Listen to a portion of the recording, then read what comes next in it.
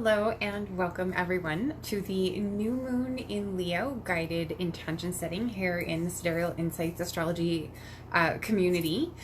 I'm Phaedra. For those of you who don't know me, I'm the astrologer and artist of Mystick, Physick astrology, and I use Western SIDEREAL astrology in my practice. And the idea really with these broadcasts is to help provide guidance for you on how you can consciously use the energy of the transiting planets to really kind of affect your life in a more positive and proactive way, rather than just reacting to transits as they happen to you. Thank you so much for joining me. Let me refresh my browser window here in the group so that I can pull up the broadcast on my laptop.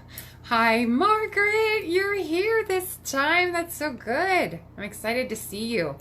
If I'm a little loopy today, I apologize. It's been really crazy busy at my house today in terms of getting things done, and I'm just like tapped out, but it's all good because it's all good things that I've been getting done today. So it's very exciting.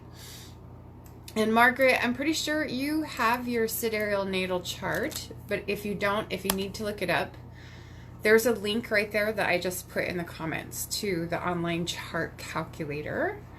And I think I have this all set, so let me get my notes back in front of me and we'll get going with the intention setting. I'm so excited. So if you do need to look up your sidereal placements, use the calculator, especially if you're just joining us, if you need to look those things up. We're working with your rising sign tonight. Of course, you can always do these practices for your sun sign as well. But working with your rising sign is aligning this with your own natal chart. If you ever want to get really sophisticated, you can do these for your progressed ascendant and your progressed sun sign. That's always kind of exciting to do too. Tonight, what we're going to do is we're going to take a closer look at this particular new moon in Leo and the astrology of it and how we can use that specifically. We're going to talk in that exploration, we're going to talk a little bit more about bravery and courage and how we can bring those into tonight's intention setting practice. In part 2, I'm going to go over the themes of each house for you by your sidereal rising sign, and so that way you know which house this new moon is falling into for you. If you want to work with the themes of that house, you can. That's how it aligns very well with your own natal blueprint. But if you already know your house and what the themes of those houses are, then you don't have to stick around for that. You can, take a snack break or something. And then in the third part of the broadcast, we're going to talk specifically about Leo archetypes and Leo themes, and we'll explore some prompts that you can work with for your intention setting tonight. Elm beetles, they're hatching. It's that time of year. Anyway, thankfully, it'll be past that time of year soon. Thanks everyone for joining me. I'm so excited. So this particular new moon, let's talk about that first. So with this new moon intention setting, we're going to look at reconnecting with your inner child, right? The idea is exploring fun and play and make-believe and even maybe a little bit of self-expression, right? We're going to look at identifying where you can take a creative risk in alignment with your own natal chart, right?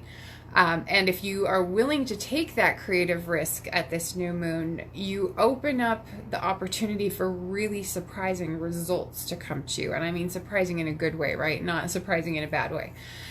And then we're going to also set intentions for this new moon, which will anchor to the coming 6-month Leo cycle between now and the next full moon in Leo. Okay. But for part 1 of the broadcast, let's talk for a minute about this particular new moon in Leo. And this is going to be new for most of you. I didn't really go into specifics about the new and full moon in the August monthly overview. And so we haven't really covered this before, but the sun, of course, rules Leo, right? And so we're looking at where's the sun, what's the sun doing? That's really what we're interested in when we're exploring what the outcome of this new moon might be. The sun, of course, is in its own sign of Leo. That's pretty nice when you're situated in your own sign. It's conjunct Mars, right? The planet of action.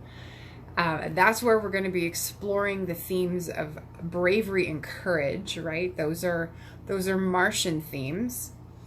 And then we also have the sun in a trine aspect to Uranus. So we have this whole invitation to spontaneity with this particular new moon. We have an invitation to creative risk taking. And so I really want you to kind of chew on some of these themes and be thinking about how you can be taking creative risks with your intention setting tonight, and how you can tap into especially bravery and courage in taking those creative risks, right? Because if you can leverage being willing to go into uncomfortable places that maybe you haven't been before, even if it takes, a little bit of bravery or a little bit of courage, you can set yourself up for some very pleasantly surprising results, I think, in terms of your outcome with this particular new moon. And so that's really where I want to explore. So this new moon is in Leo, August 29th. It's actually the 30th is when the new moon is exact. We're doing this on the 29th because we always do it a day ahead for our friends who live in the future. But it really kind of opens a door to new creative opportunities, right? Especially if we're willing to put ourselves out there and be seen. And so this is kind of an exploration there, if you will, of the bravery and courage. If you're willing to take the risk of putting yourself out there to be seen, which, that's a vulnerable position, right? It opens us up to criticism and judgment and strong reactions from folks when we put ourselves out there, when we leverage being seen. But the payoff, the potential payoff, is really worth taking that risk this time. This is a new moon that's really meant for adventure. It's meant for action. It's meant for being spontaneous and being impulsive and really just having some unexpected fun. And so I really kind of want you to play with these ideas of fun and play, tapping into that childlike nature, right? And taking creative risks. So if you have, with this new moon, if you have some sort of creative impulse or impulse to get outside of your normal comfort zone, follow it. I really strongly would encourage you, follow it. Let that impulse lead you, because it's going to take you somewhere fun and exciting and new, and you probably won't regret it. You'll probably be really glad you took the risk. So follow those creative impulses, especially where they take you into new territory and lead you on explorations. Okay? So let's wrap up part one of the broadcast, talking about this particular new moon and how the astrology of it can affect what we're doing tonight.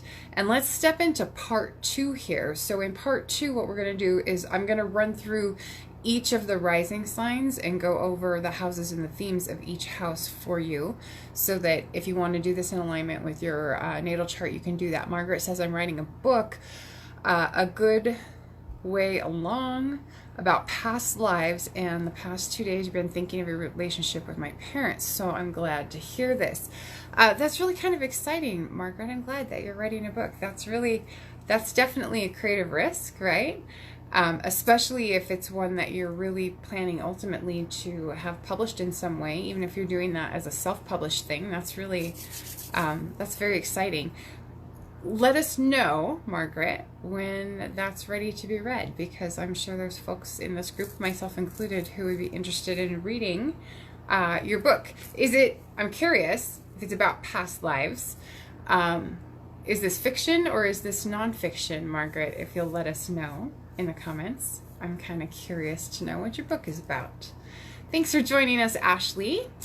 So let's take a minute here and dive into part two.